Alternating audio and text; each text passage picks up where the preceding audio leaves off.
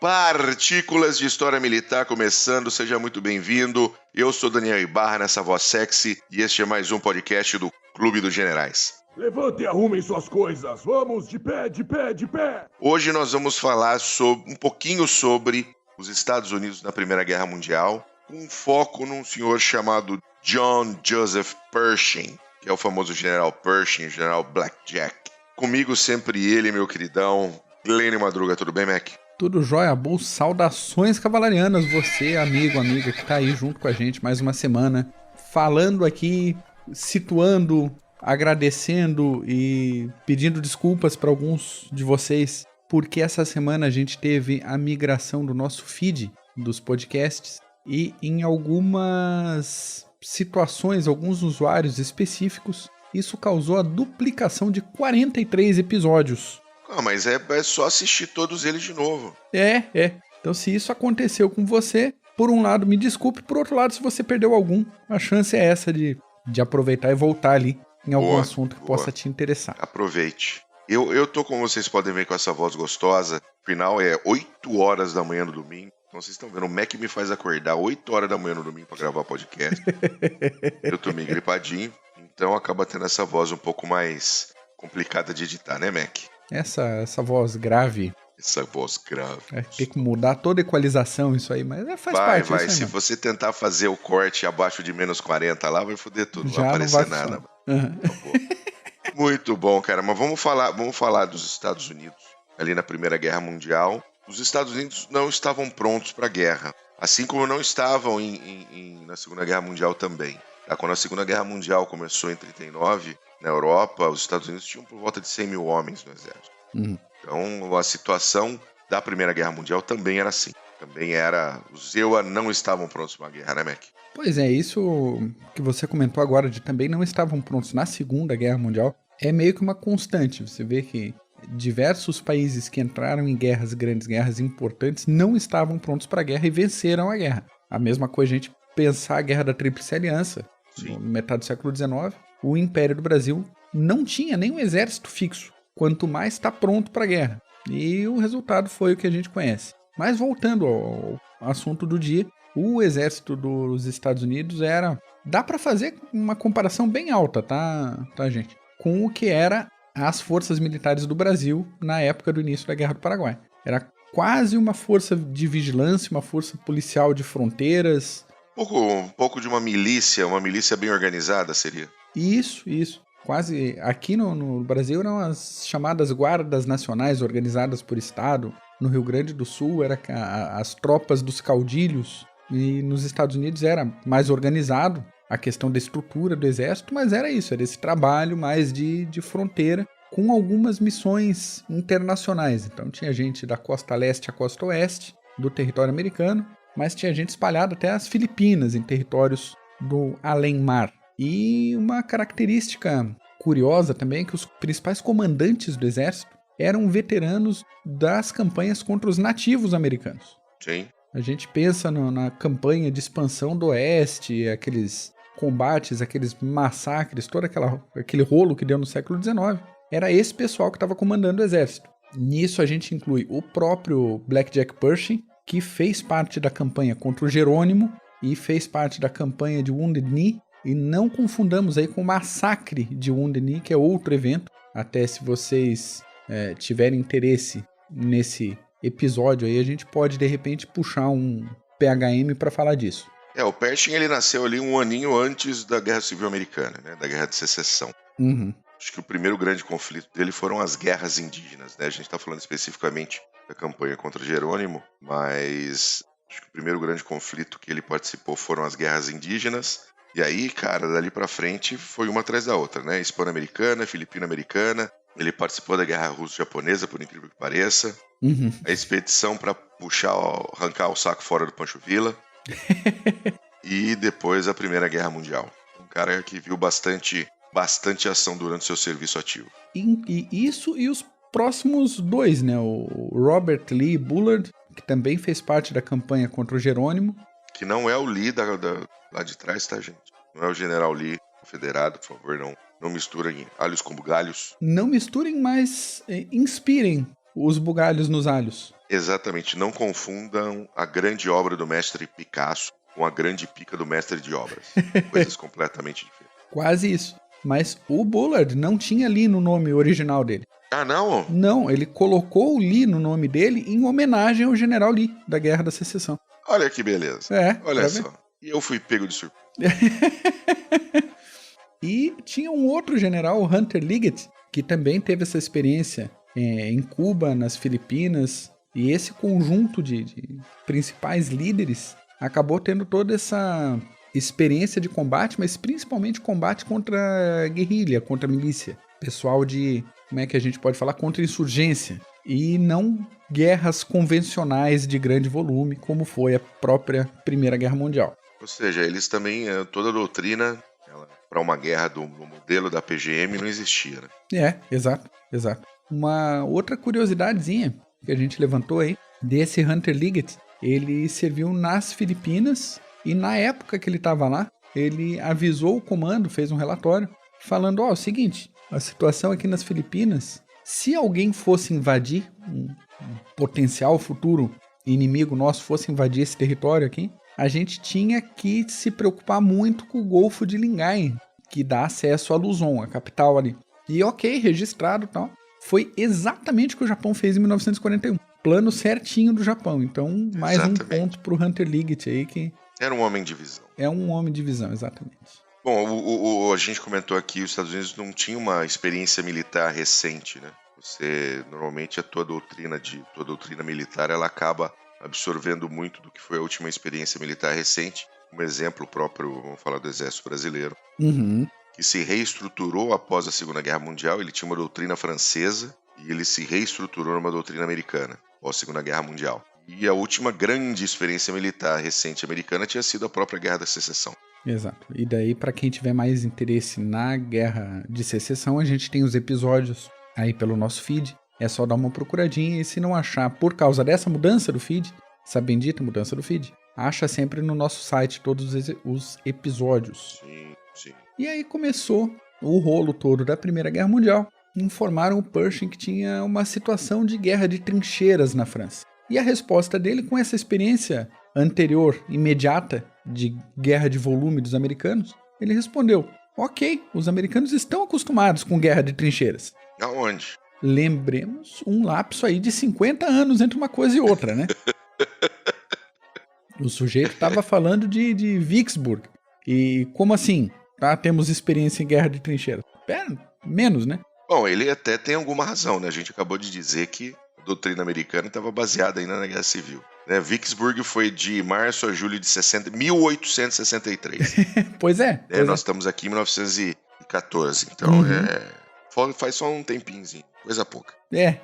Um leve intervalo de tempo. E qual foi a atitude desses comandantes americanos? Eles foram conversar com antigos confederados. Foram ler memórias de confederados, foram conversar com os velhinhos lá. Como é que funciona esse negócio de guerra de trincheira? Né? Qual é a atitude? Qual é o combate? Assim, ignore-se as novidades tecnológicas, todo tipo de armamento diferente, cadência de fogo, gás, sei lá o que estavam usando já na Primeira Guerra Mundial. Vamos lá conversar com os veteranos. E outra ligação com esses veteranos da Guerra Civil é que essa turminha de West Point aí foi treinada por veteranos da Guerra da Secessão. O Pershing conheceu pessoalmente os generais Ulysses Grant e o William Sherman, veja só. E chegou a receber o diploma de formatura dele de West Point das mãos do Sherman. Caramba, hein? Tava de cadeira de roda também. De o Sherman.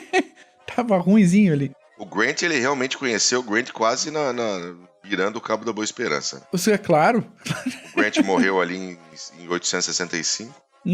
Pra ver como foi forte essa influência de intelectual e de pensamento de guerra. E isso não ficou restrito aos generais. O presidente Woodrow Wilson e o próprio secretário de defesa na época, o Newton Baker, também se prepararam intelectualmente e mentalmente para a Primeira Guerra Mundial, lendo relatos de confederados. E chegaram a uma conclusão comum de que o Lincoln tinha interferido demais no comando das tropas e deixaram o Pershing mais livrinho, mais com a rédea solta, mais vai e se vira para comandar os Estados Unidos na Primeira Guerra Mundial. Dá seus pulos, né? Dá seus pulos, resolve aí. Tu não é o generalzão? Então tá bom, vai fazer o teu trabalho que a gente faz o nosso. Pershing montou a Força Expedicionária do jeito que ele quis, né?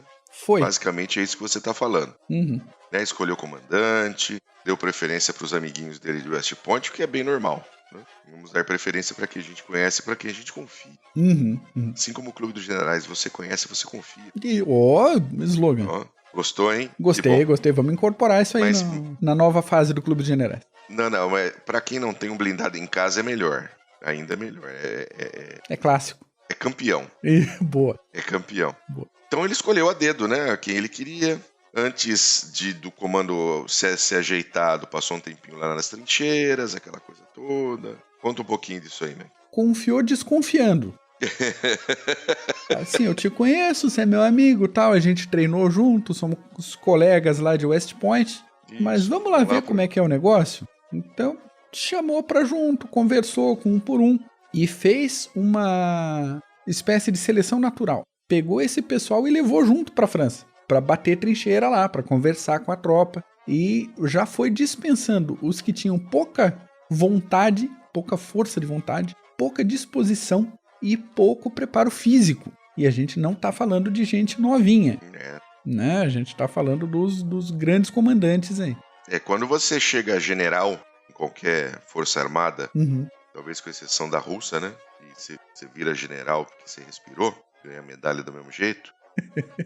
Quando você chega, um beijo, Zuquinha. Pouco deve estar agora adorando. Você já chega numa idade mais avançada. Você já passou da metade da sua vida e muitas vezes o general já tá ali, né? Idade, joelho, coluna.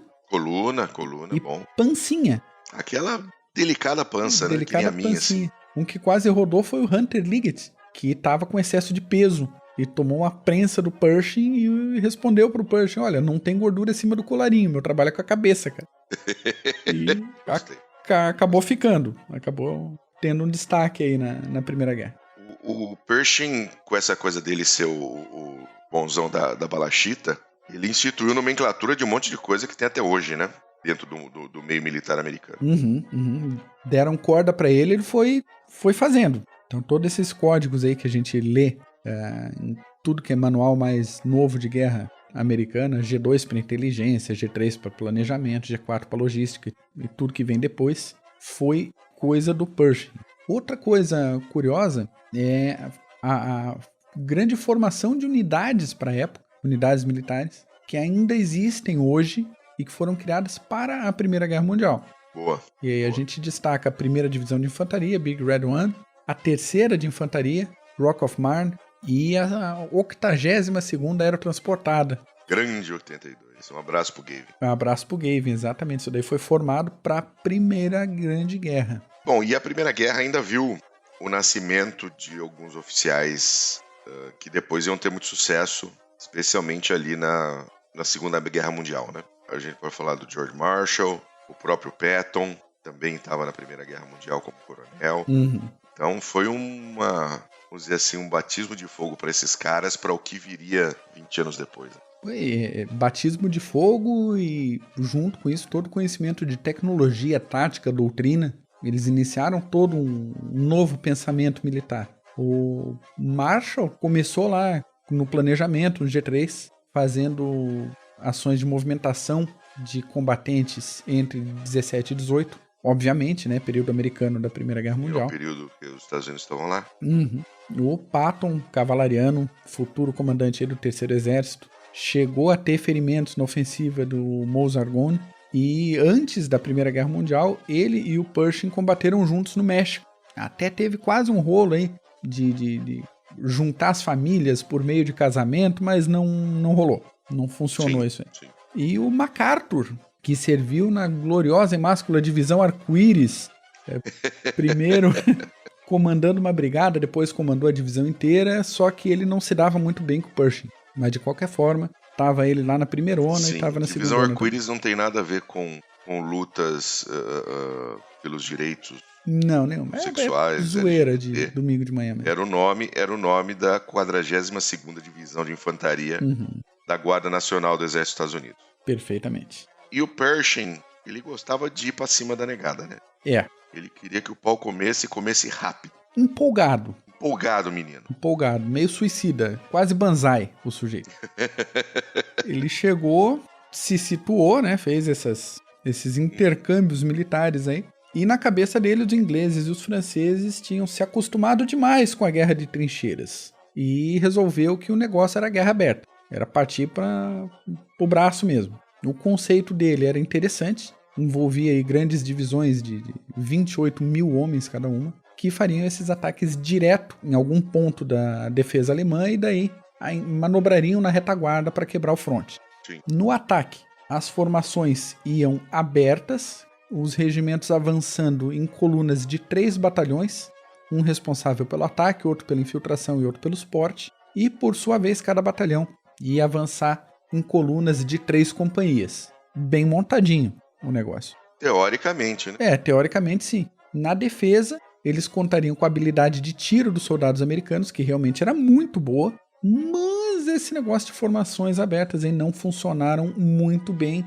e acabou moendo carne demais, principalmente na região do Marne ali. Nessa moeção de carne, acabaram deixando de lado as opções preferidas do Pershing e mudaram a tática para uma tática de assaltos rápidos, fazendo coordenação de avanço rápido da tropa a pé. As pequenas unidades corriam feito loucas, sumiam no terreno. Esse sumir no terreno, quem foi militar conhece bem como é que é o sumir no terreno, hein?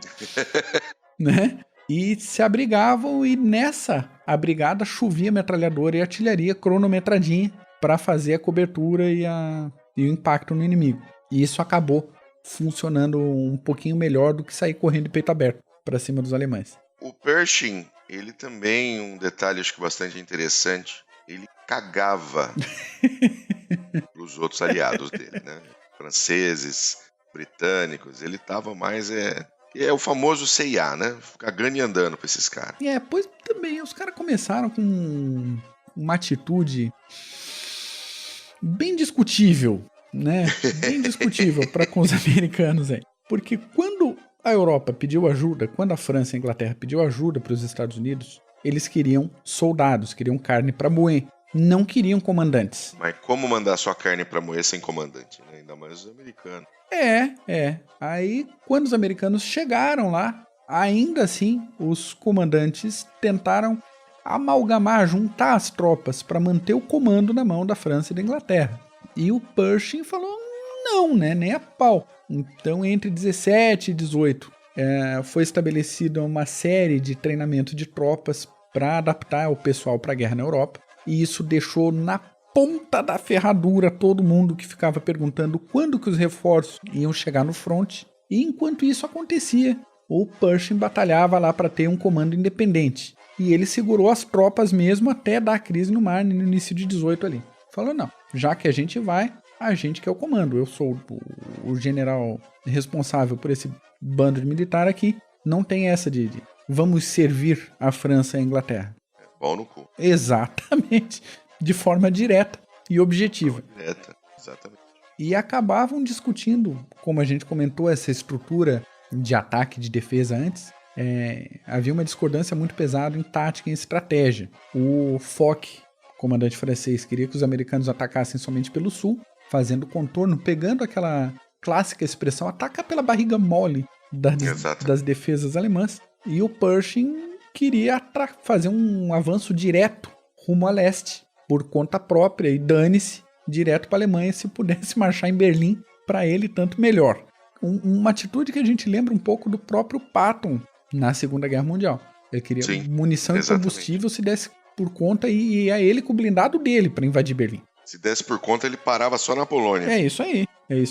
Aí a gente teve o início da campanha do Moisargone. Uhum. Começou assim, mais ou menos, né? Começou meio erradinha, meio complicadinha. Começou estranho, porque todo esse negócio, todo esse pensamento de guerra de trincheira, de campos abertos com arame farpado, ninho de metralhadora, aí chegaram nessa região, era montanha, mato alto, árvore, floresta. Não tinha nada daquilo, né? Não tinha nada disso que eles tinham se preparado.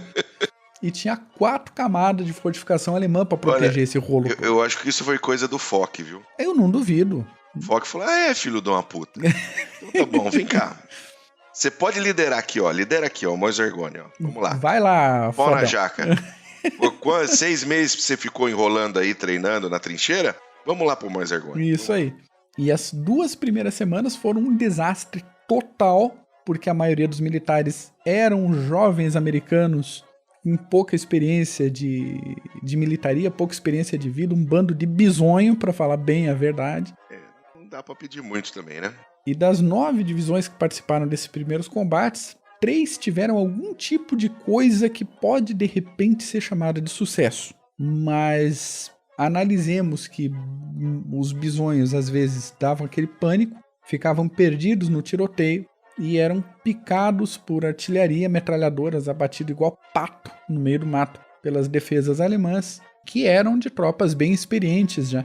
Sem dúvida. Para você ter uma ideia, meu caro ouvinte, foram só 26 mil baixas em 4 dias. Não é? Quando a gente fala em baixas, nós estamos misturando mortos e feridos. Mortos, feridos e alguns que estão correndo, né? Até hoje. Exatamente.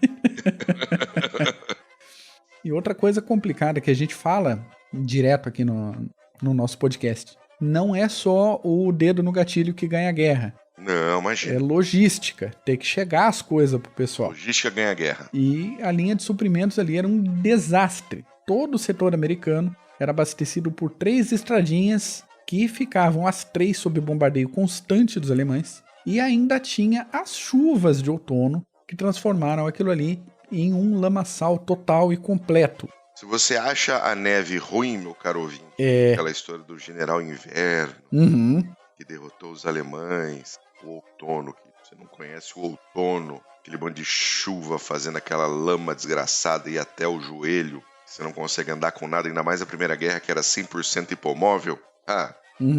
É impressionante, não tinha jeito não. Vou garantir para você, apesar da neve, do frio, o outono para deslocamento e para logística, era muito pior do que o inverno. Sem dúvida nenhuma. E assim, depois de 2 semanas, o Foch tava lá tirando um sarro da orelhinha do Pershing, né? Foi lá encher o saco, cara. Tu acredita nisso? Acredita? Francês? Foi lá encher o saco. Falou, mas tu fez treinamento, fez o negócio que é o comando aqui, eu vou julgar a competência americana através de resultados. Dê teus resultados aí que eu vou ver se vocês prestam. Se samba na tampinha aí, fila da... Mas como você muito bem escreveu aqui na nossa pauta, meu querido Mac, a língua é o chicote do rabo, né? A língua é o chicote do rabo, isso é um velho ditado dos anciãos paranaenses.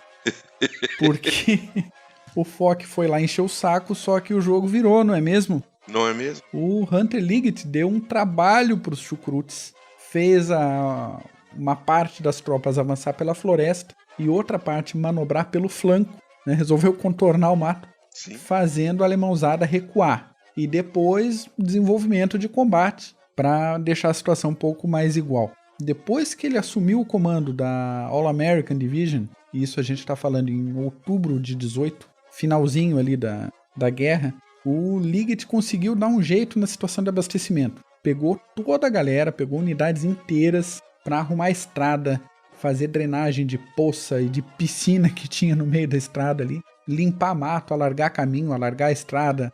E aí entrou divisão oficial, entrou gente perdida, entrou uns Zé Ruela que estavam deslocados de unidade, que vinham correndo sei lá de onde e acabaram ali. Ou seja, tava na hora errada, no lugar errado, se fudeu. Sobrou enxada, só enxada e foice, facão. Vai pro trabalho. Batalhão de serviço. E depois desses reparos, pegou toda essa galera aí e formou unidades móveis itinerantes. De novo, o pessoal que foi militar, lembra do carrossel para trocar de guarda? Isso aí mesmo, só que em longas distâncias para fazer esse rodízio e devolver cada Zé Ruela a sua unidade de origem. Depois que isso foi feito, conseguiu discutir com outros comandantes, implementou procedimentos padrão, né, protocolos de ação para que os ataques americanos fossem mais cautelosos e para que as tropas tivessem melhor preparo para eventuais ataques alemães e não se perdessem no desespero do fogo cruzado. Uma coisa que eu acho impressionante na atitude geral dos Estados Unidos na Primeira Guerra Mundial foi a capacidade de aprendizado. Eles conseguiam aprender e se adaptar muito rápido a situações novas que todo dia eram apresentadas para a tropa e para o comando. Boa. Boa. E aí, nessa história dessas conquistas do Liggett aí, o Pershing ficou empolgadão nas calças e falou, agora nós vamos até a Polônia. Agora vamos, porque é o que todo mundo estava esperando, na verdade, né? O final da Primeira Guerra Mundial foi uma coisa curiosa, porque a Alemanha se rendeu, entregou os pontos, assinou os acordos lá, sem ter guerra no próprio território. Tocou zaralho na França, tocou zaralho no fronte leste, e quando ia acontecer a guerra aqui, ia voltar, a Alemanha entregou os pontos. Então, o setor que estava sob o comando do Hunter Liggett, os americanos já tinham conquistado diversas cabeças de ponte no rio.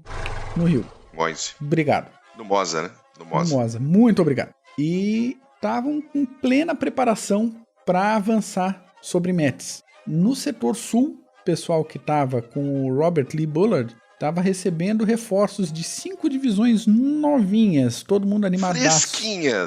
Fresquinho, treinado, armamento novo, brilhando com óleo ainda. Aquela coisa que a gente vê uma vez na vida só no armamento. Isso é aquele bisonho que dura 16 minutos no combate. Exatamente. Mas eram 5 divisões de bisonho que estavam animados para ir pra guerra. É muito bisonho junto. E bisonho pra caramba. E o Pershing estava ativando o terceiro exército para uma ofensiva gigantesca em direção ao Reno e para o infinito e além. Mas não deu. Berlim se rendeu ali quando, pouquinho antes dos americanos lançar esse último imenso ataque. Que coisa, hein? Ficou chateado até o dia que ele morreu. Ficou chateado, ficou magoado, é aquela famosa, aquele coito interrompido. É, exato. Falou o que teria sido se fosse, mas não foi. Né? Acabou fundo. Voltaram pra casa. Fazer o quê? Mas realmente, a atuação americana na Primeira Guerra Mundial é uma atuação digna. Muito sucesso, sem dúvida nenhuma. Muito por causa do Pershing. Yeah. Né? E até mesmo de algumas cagadinhas dele. Mas é realmente excelente. E marcou aí a ascensão dos Estados Unidos como grande potência. Exatamente. A grande virada para a história americana no século XX foi essa participação rápida, mas decisiva na Primeira Guerra Mundial. Muito bom, Mac. Excelente. E é isso por hoje, então? Gostei bastante. É isso por hoje. Beleza, meu caro ouvinte? Muito obrigado por estar conosco nesses minutinhos de partículas de história militar. Mac, obrigado. Eu que agradeço, Bu. Até semana que vem. Muito bom. A gente se vê na próxima. Um abraço. Tchau.